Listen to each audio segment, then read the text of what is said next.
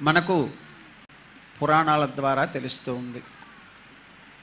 ఈరోజు ప్రధానంగా విశేషం ఏంటంటే, ఈ వ్రతం కొన్ని గ్రంథాల్లో 2వ శుక్రవారం అని, కొన్ని గ్రంథాల్లో పౌర్ణమికి ముందు వచ్చే శుక్రవారం అని, ఇట్లా కొద్దిగా చిన్న చిన్న భేదాభిప్రాయాలు ఉన్నాయి.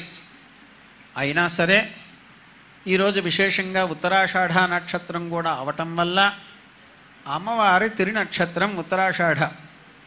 మామూలుగా మహాలక్ష్మిదైతే ఉత్తర ఫల్గుని నక్షత్రం, అంటే ఉత్తరా నక్షత్రం అన్నమాట.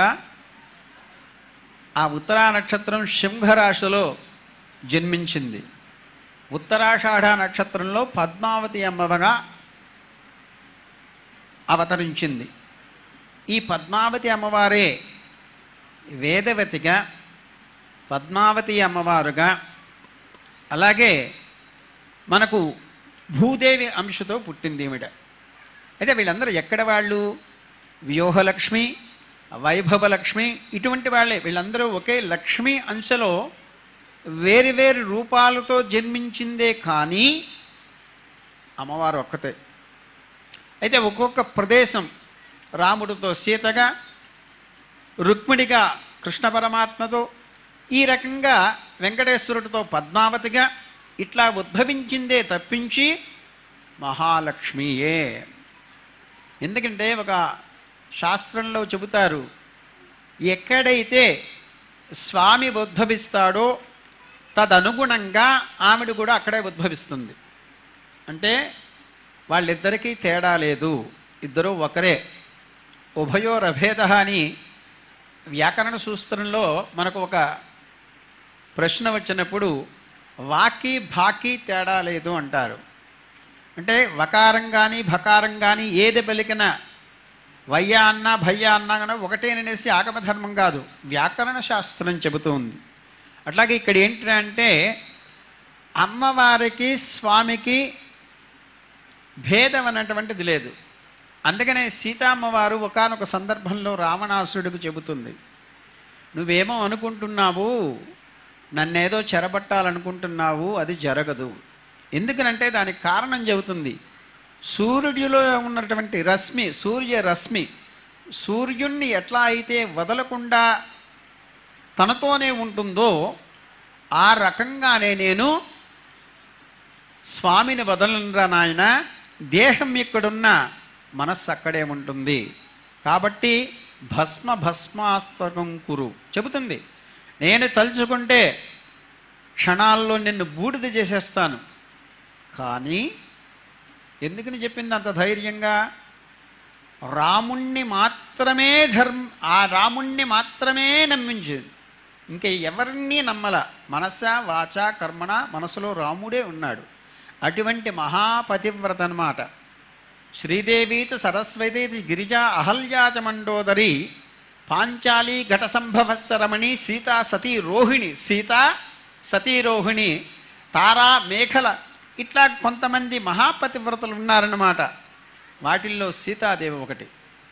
నిన్ను భస్మం చేసేస్తాను, కానీ నా యొక్క భర్త అనుజ్ఞ లేదు కాబట్టి నీ జోలికి నేను రాను. లేదంటే నిన్ను ఒక్క క్షణంలో నేను రాముడు రావాల్సిన అవసరం, యుద్ధం చేయాల్సిన అవసరం ఏమిలే నేను తలుచుకుంటే. దాని అర్థం ఏంటి? స్త్రీ శక్తి స్వరూపుని. ఆవిడ శాంతంగా ఉన్నంత వరకు బాగుంటుంది.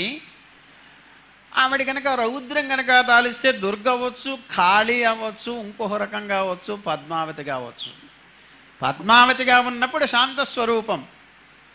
అదే కనుక గరిట అట్టా కలుపుతూ ఉన్నప్పుడు మామూలే, గరిటి తిప్పిందనుకోండి వేరుగా ఉంటుంది పరిస్థితి. ఆ చుట్టుపక్కల కూడా మనం ఎవరు ఉండం, దూరంగా వెళ్ళిపోతాం, పరిస్థితి బాగాలేదనేసి. ఇది కూడా అంతే. అమ్మవారు భస్మాత్మకం కురు, నిన్ను భస్మం చేసేస్తారా, నా నాథుడు అనుజ్ఞ లేదు కాబట్టి నేను చేయను, నువ్వు భయపడద్దు, రాముడు వచ్చేదాకా నీకు బతుకుని ప్రసాదిస్తున్నాను పొమ్మని చెప్పినటువంటి మహా తల్లి లక్ష్మిగా, అంతర్లీనంగా.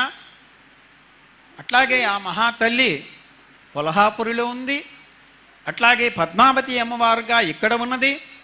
అట్లాగే ప్రపంచం మొత్తం ఉంది.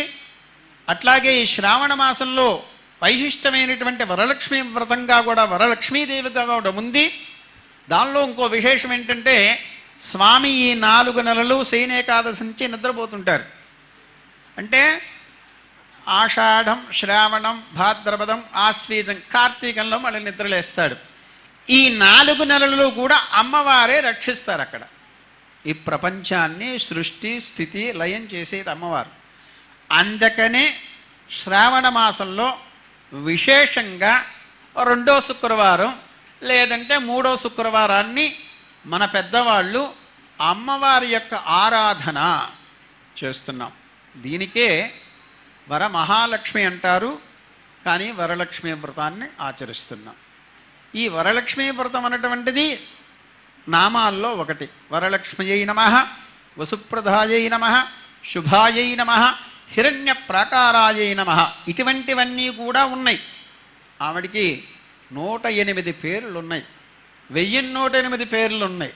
అది కాకుండా ప్రతి ఒక్క భక్తుడికి ఒక్కొక్క సమయంలో ఆవిడ కనపడటం వల్ల ఆ స్వామి ఆ అమ్మవారిని ఆ రకంగా కీర్తించారని కూడా పూర్వాచారులైనటువంటి మహానుభావులు మనకు తెలియపరుస్తున్నారు.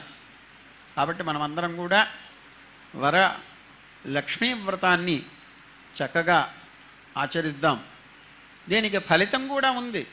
ఏ వ్రతం చేసినా ఒక ఫలితం ఉంటుంది. నిత్యోత్సవ, పక్షోత్సవ, మాసోత్సవ, సంవత్సరోత్సవ, అయినోత్సవ, పవిత్రోత్సవ, కళ్యాణోత్సవ, బ్రహ్మోత్సవ, ఇటువంటి ఉత్సవాలన్నీ ఉంటాయి.